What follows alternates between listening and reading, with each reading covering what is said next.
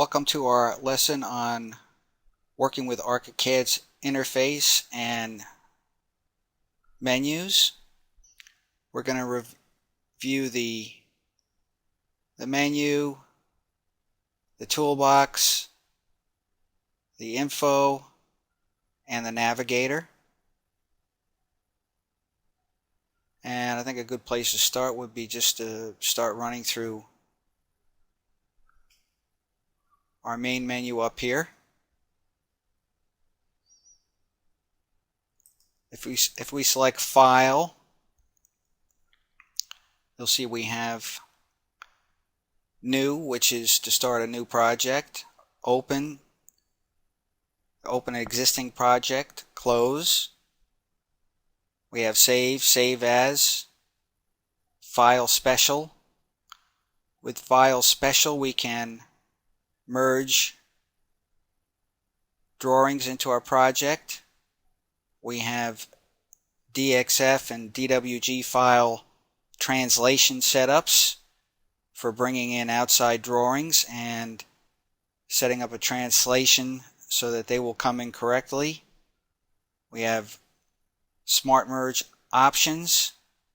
We have an option to import the 3D Studio file. With external context, we can bring in hot-linked modules.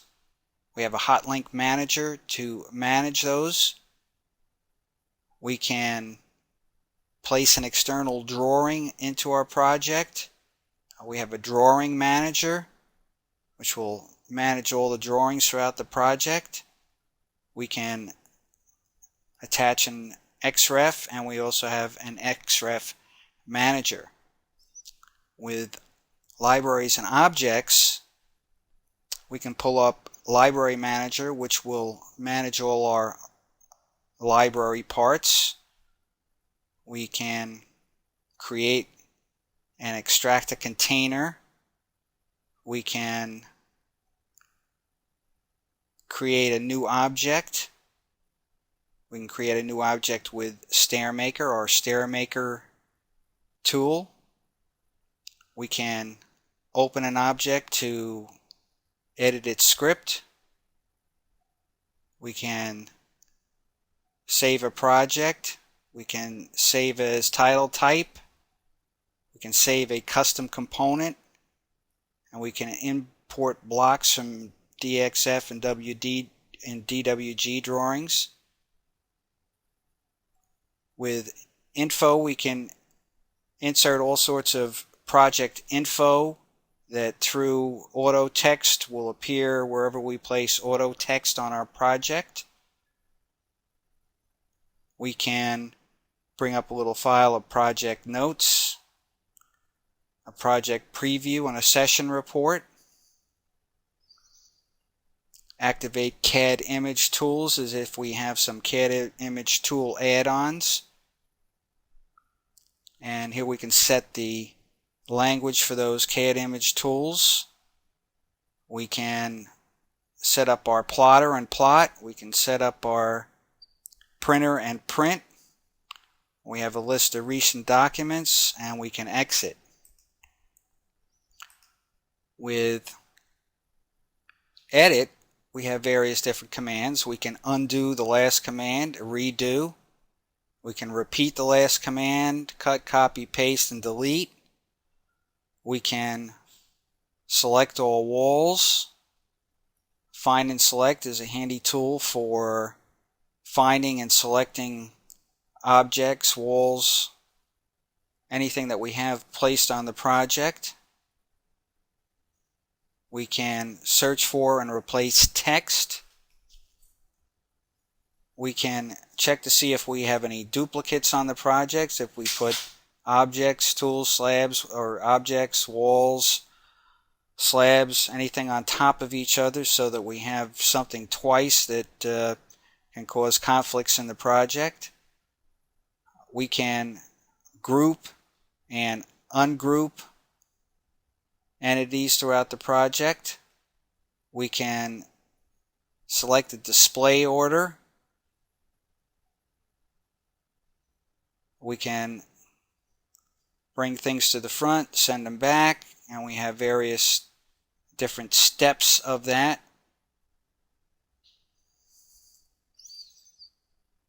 We can lock or unlock a layer. Then we have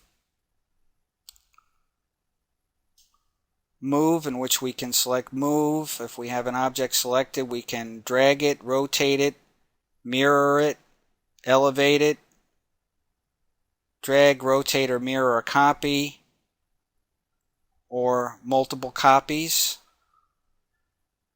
We now have an align tool, which will align a selection of elements, either left, horizontally, right to the top, vertically, bottom, or special align. We can distribute selected objects along XY or XY axis, or special distribute, say along an arc. We can reshape. If we have a drawing selected, we can stretch, resize, split. If we have a wall that we want to split in half, or a line, or anything that we want to split, we can fill it and chamfer. We can intersect and adjust. We can explode, unify, line work consolidation if we have some 2D views that we created with our detail tool. We can eliminate the duplicate lines and fills. We do the fills with the fill consolidation. And we have element settings, favorites, pick up parameters. Here we can pick up the parameter of one entity or object and then inject it into another.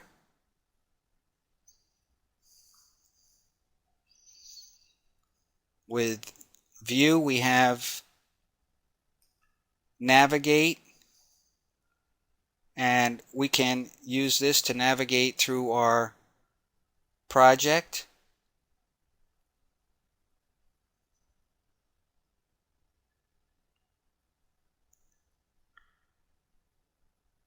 With trace, we can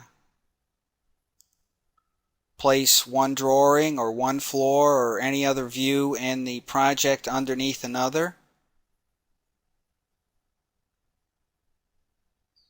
And we have a separate lesson on this, as among many of these other items. Guidelines, we can turn our guidelines on and off. We have snap points where we can snap to a point. We can turn our grid display on and off, our grid snap on and off. Here we have our trace options, guidelines, special snap, grid options, and grid snap options. Here we can choose different ways to zoom in and out of the project.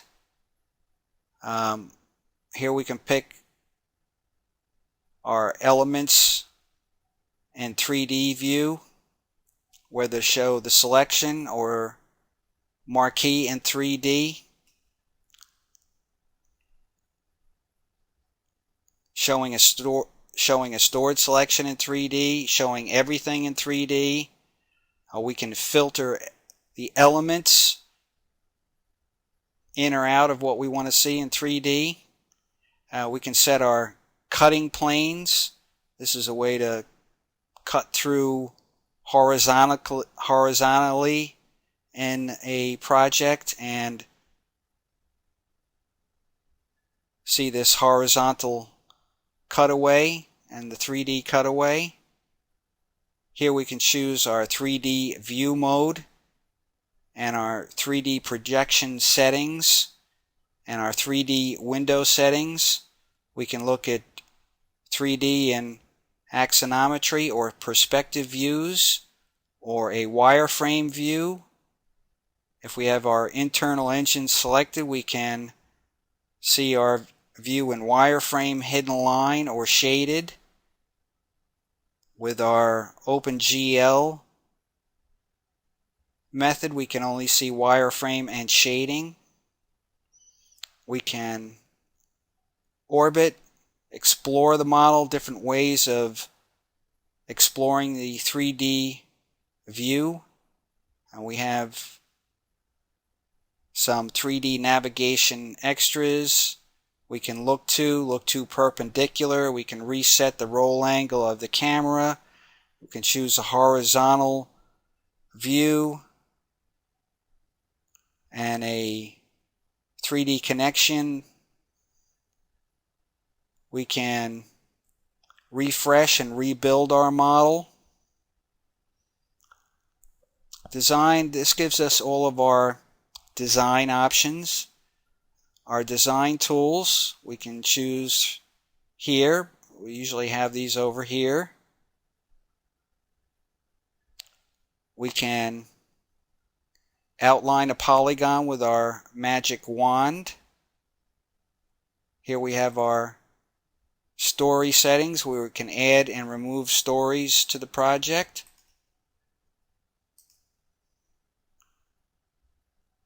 We can edit our story levels.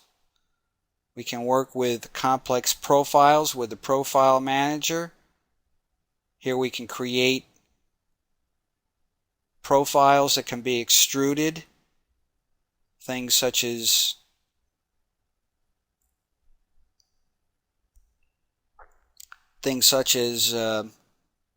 crown moldings or foundations, any odd shape that we want to extrude.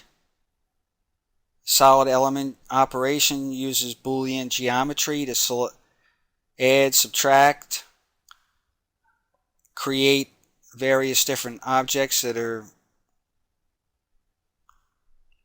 sometimes hard to find, or some special object that we need to create. We have the trim to roof command, which we can say trim a wall to a gabled roof, trim to zone, update zones. We can align a 3D texture. We have a curtain wall tool for creating and working with curtain walls. We can modify our wall, the structure, the reference line, or invert the direction. We can create roof level lines. We can create a stair using a selection. We can make a fill and create a stair out of it. We have a grid system that we can work with. And then we have design extras, accessories. We have a way to add roof accessories to our roof, slab accessories to our slab, and wall accessories to our walls.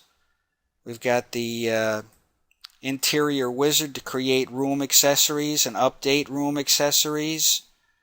Profiler, again, a different tool for creating and extruding objects such as columns, balusters, anything with an unusual profile.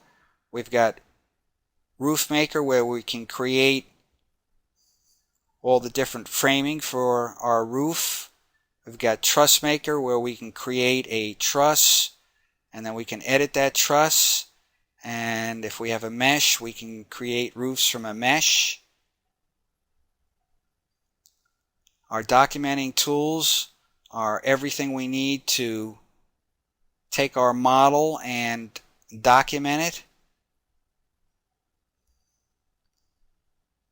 We've got dimensions, radial dimensions, level dimensions, angle dimensions, text that we can put in, labels that we can put in, fills, drawing a line, a circle, a polyline, a spline, putting hotspots into our projects, figure, drawing. Here we can choose to create a section.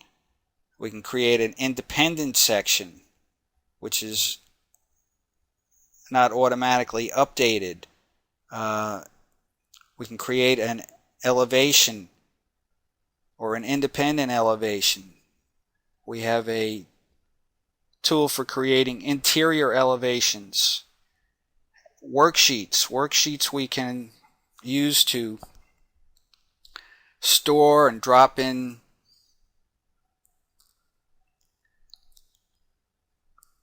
plans, PDFs, things like that. Separate files that we don't want automatically updated by the project. We can do that with the independent worksheet.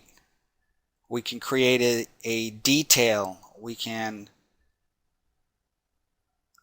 highlight a specific area of the project, create a detail of that, put that on a separate sheet and edit that.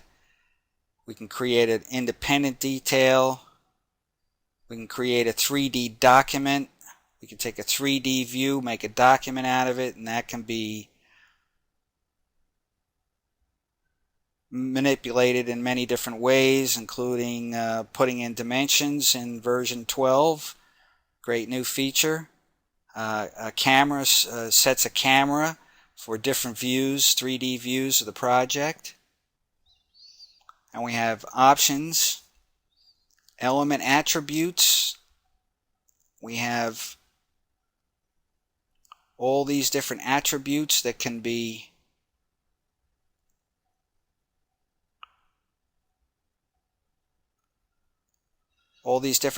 attributes to which we can manage and manipulate the parameters. You have the layer settings, line types, fill types, composites, pens and colors, materials for the different objects and entities in the project, our zone categories. We can create new zones and select different colors and fill patterns for them. We have markup styles, profile manager, and attribute manager. Here we can turn on element snap or off. We can turn on and off auto intersection. Here we have magic wand settings. Magic wand settings can generally be used to select if we're creating an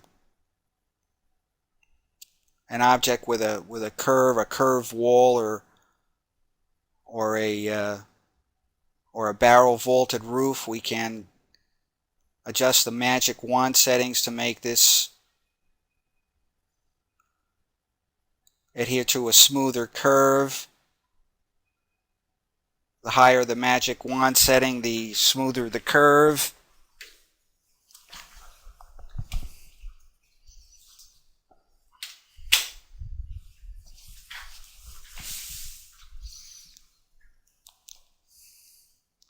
We have intersections and layer combinations. We have add-on manager, to which we can manage add-ons, separate programs that we bring into the ARCHICAD file, which can do some things that ARCHICAD can't do on its own. Here we can select our project preferences, working units and levels.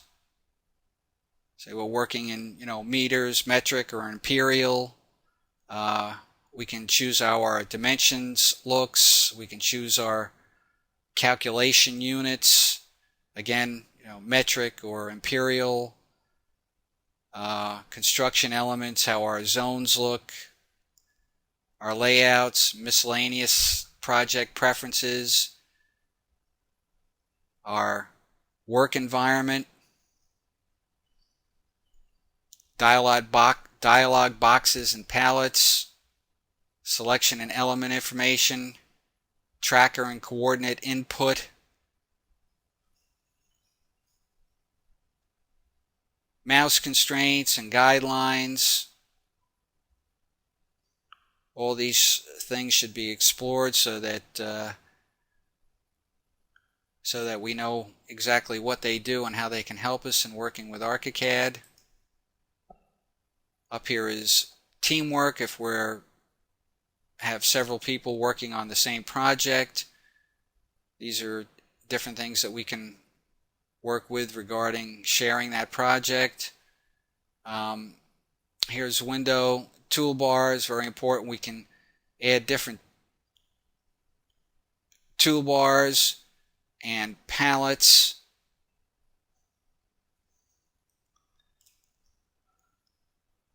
Up here with our other toolbars so that we don't have to go into the menu and we can quickly pick something that we want to do. One of the palettes I always like to put up is quick layers. With quick layers we can toggle back and forth between what's on the screen and what's off the screen. We can lock and unlock. We can hide a layer, lock a layer, unlock a layer.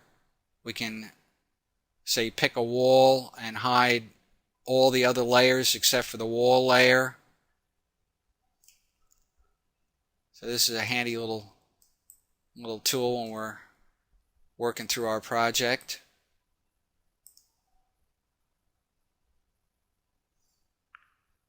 And here we have a list of recent views that we can pick. Up here I have some CAD image accessories, add-ons that are added to the project, and our help menu. As we're going through and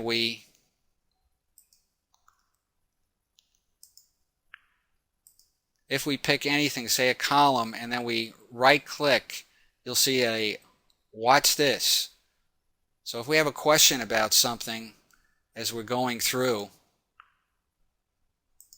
whatever it is, we can click on watch this, and this will bring up an explanation in our help menu.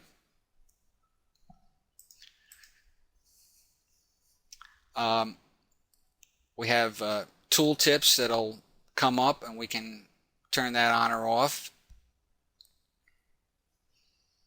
And we have some PDFs including the new features, getting started, reference calculation and GDL reference guide. A PDF on Atlantis render and studio export. Exporting our 3D model into Atlantis for further rendering. We have training guides, a library guide.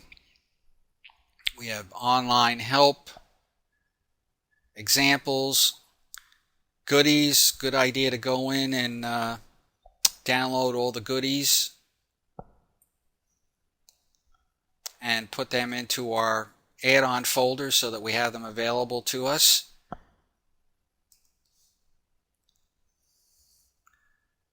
ARCHICAD Solutions, ArchiWiki, which is like a forum talk, another forum, our Graphisoft website, tech support for the US.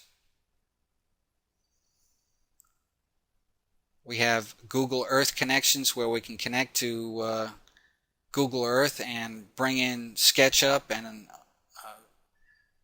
a vast variety of objects that we can bring in and use from Google Earth. We have Arrowway Textures, a site to bring in additional textures for the project. We have ARCHICAD Talk, and they have a separate object depository where we can find additional objects there. We have the ARCHICAD Movie Player for playing the ARCHICAD Learning movies. Here we can check for updates.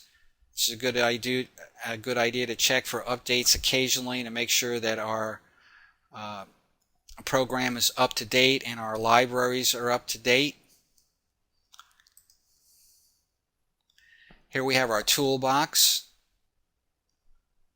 and we have our arrow, which is used for selecting or placing a marquee or dragging out a box and selecting a group of areas. We're using that arrow tool all the time. Marquee, and the marquee, we can say we have a two-story project, we can put this lighter marquee on a story and see just the story, or we can use the bold marquee and see all stories, everything within the marquee on all stories. We have our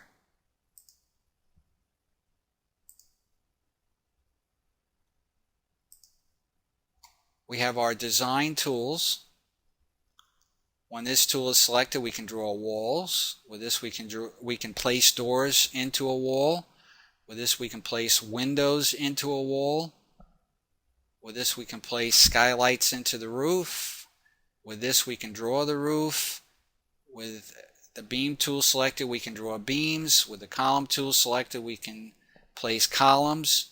Here we can create our slabs, our stairs, our mesh, which would be kind of like a slab, but we can adjust the slopes, contours of a site.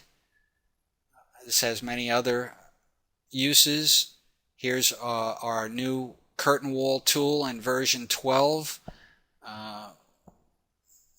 Very an updated and extensive, very powerful tool for creating and manipulating curtain walls. Our zone tool, which we can use to calculate areas, give us a zone stamp in a room, for instance, with various different information about that room. We can assign a height to a zone, which will give us the volume. And here we can select our objects such as cabinets, toilets, various different objects that we want to place into the project. With our documenting tool, here we can select dimensions, so we can start dimensioning our project. In the plan view, level dimensions will say on a mesh, we can drop that level dimension on the mesh and it'll tell us the mesh height at that point or the slab height at that point.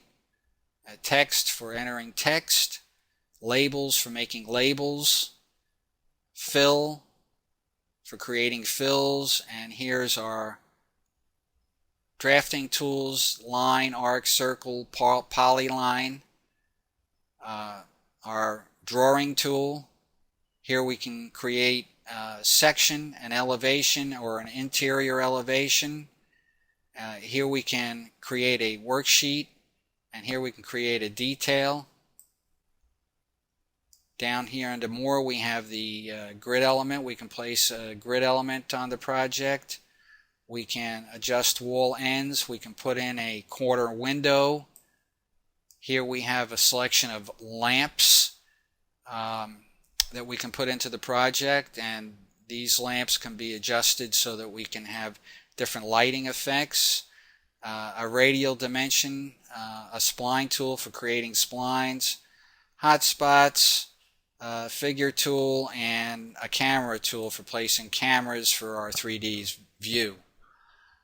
If we select any tool in here, such as the wall tool, an info box comes up. Usually right here we have our settings dialog for whatever tool that is, and we can double click that and bring up our default settings for that particular tool. And in our lessons on walls and doors and windows, we go through all these default settings and how they work.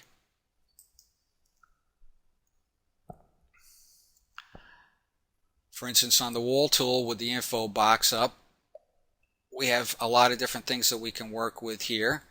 Here's the geometry method. If we have a little arrow down here, we can press and hold the left mouse button, and that will give us different options.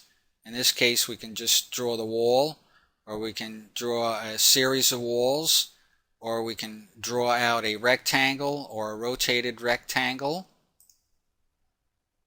Here we can draw a circular wall, and we can do that by curve, center point, and radius, circumference, or tangential. Here we can do a trapezoid wall. Here we can do a wall with the polygonal method.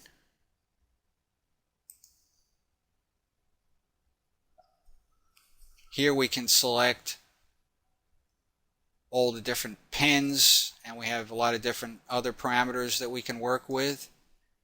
Here we can set the top and the bottom elevation of the wall.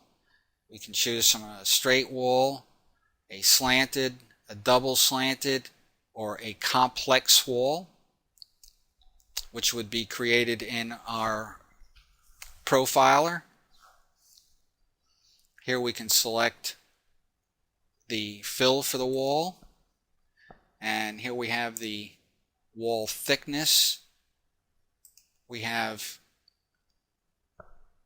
an option to select which story it's on.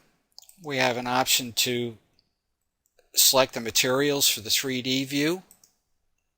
So whatever tool it is, we have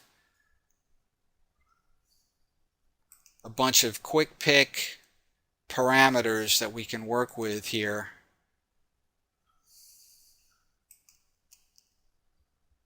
To decide how this is going to look when we place that on our plan.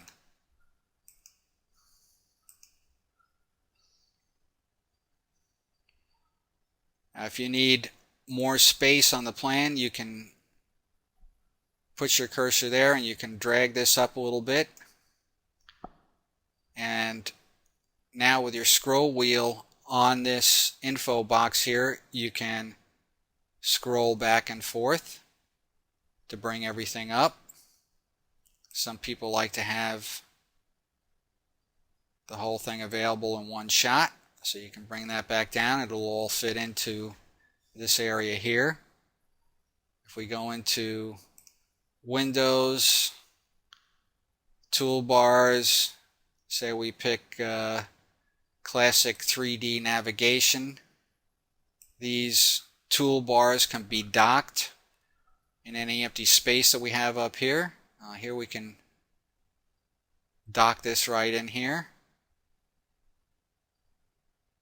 or we can bring it down a little and slide it over, place that anywhere we want. If we have enough room up here for it, we can just leave it up there.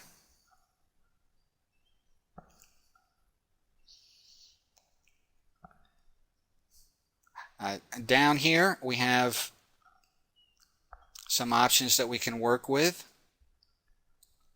We have the navigator. We can turn the navigator on and off, which is over here. We can turn on and off a navigator preview, which is a different way of moving around on our screen. We have quick options. You turn our quick options on and off. Quick options will give us layer combinations, our scale, which we can adjust. Whether we want to see the entire structure, the core only, or without finishes. Say we have a composite wall where the core is just the block wall and the finishes are the stucco on the outside and the drywall on the inside. We can just show the core.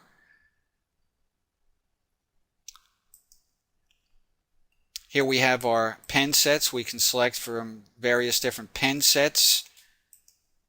Here we have our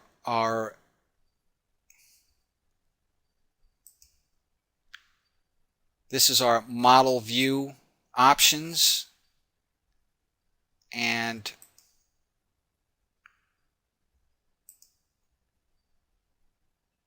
this is our dimensions that we're working with, whether it be building scale and large scale, millwork, US builder, US ARCHICAD, architect or ARCHICAD, site survey, say we want things measured in meters on our site and survey, so we can choose from various different scale options to work with. Up here, this is for once we've created our model and we want to turn this into documents. Well, first of all, we have the project map, which allows us to go through and take a look at the different plans for the projects. Say in this instance, I have a foundation set up. Let me pull this out a little bit so we can expand this if we like.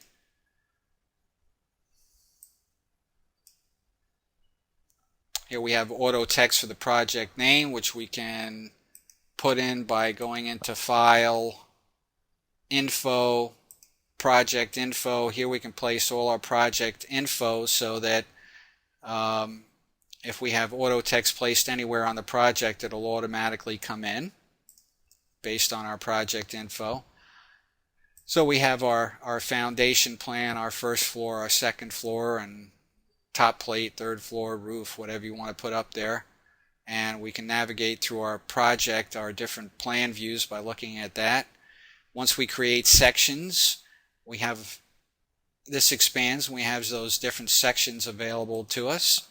Here I've dropped in some elevation markers, so we have some elevations available to us. We double click on the elevation tool and we have auto rebuild model selected.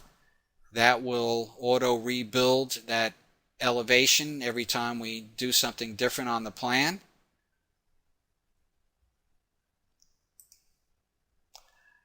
If we go down and we select an interior elevation and we drop that onto the project,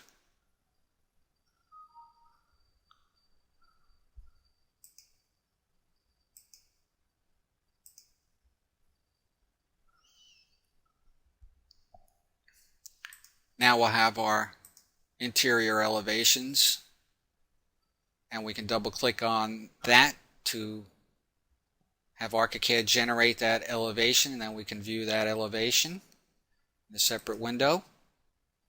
Worksheets. Here we can do things like drop our site plan, our grading and drainage plan, our utility plan, outside plans in the project, and then we can use virtual trace to underlay them or have them available to work with and not be part of this, kind of separated from this project file. Here if we create a detail, that'll show up under Details, 3D Documents. Here we can select to see our project in 3D in perspective, our axonometry views. If we drop a camera on the project, we'll see our camera here. We can double click the camera and see our camera's perspective. If we create a fly around using several cameras where we kind of walk around the project, we can see that here. Here we have a list of schedules that are automatically created by ARCHICAD, and some of these schedules, you can create these schedules yourself, and once you have that schedule you can drag and drop that onto your layout and it'll automatically be updated according to any changes in the project. We have window types, window schedules, object inventory, many different schedules that we can work with. Components, bill of quantities. This will do quantity takeoffs and that kind of thing.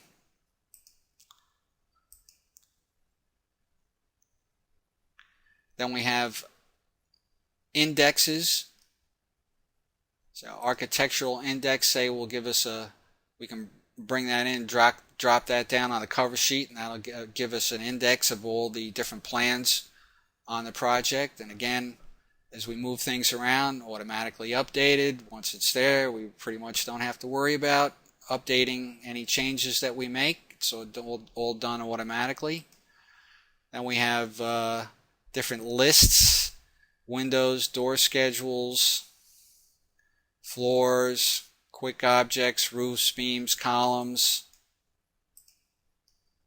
components, similar. We can take a look at our lumber pack. All these are quantified. Zones, we can once we have zones created on the project, we can create a basic zone list, or we have various other different zone lists that we can work with. And here we can look at our project notes and report. Here we have our view map. There'll be a separate lesson on how this view map works. Our layout book, and this is where we see all our various different plans for the project.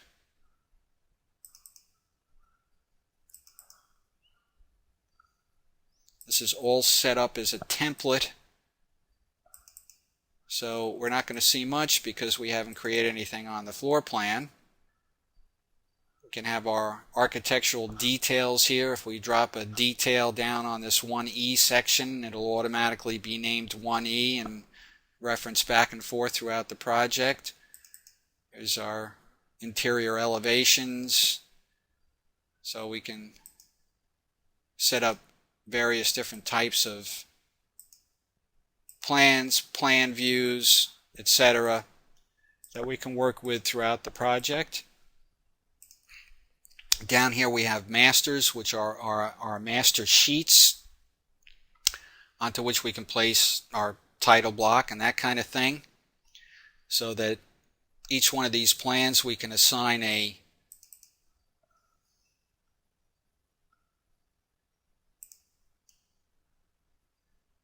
specific page size. Here we have a page for notes. Here we have a page for details, 24 by 36, and a basic architectural A, B, C, D, E, F. Up here we've taken our standard D, 24 by 36, and we've dropped in our title block, and that once that's used on any of these plans up here, the title block is automatically updated with the layout name, the date it's plotted, the date, the layout ID, etc. You can also put in a project name up in File, Info, Project Info. That'll show up here automatically on all the pages. The client's name, address, state. There's all sorts of different auto texts that we can work with.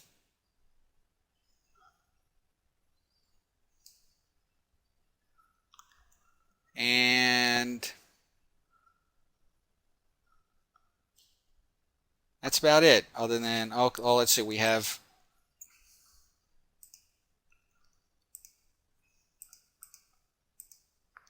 down here we can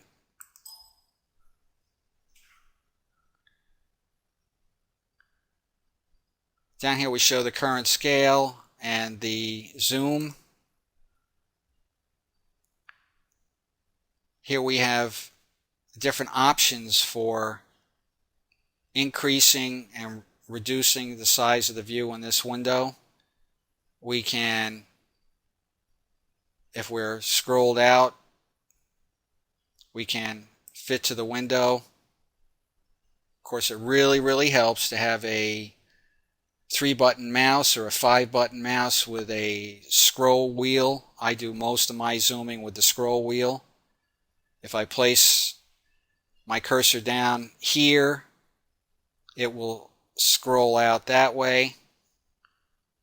If I place it up here, it'll scroll in and out on that.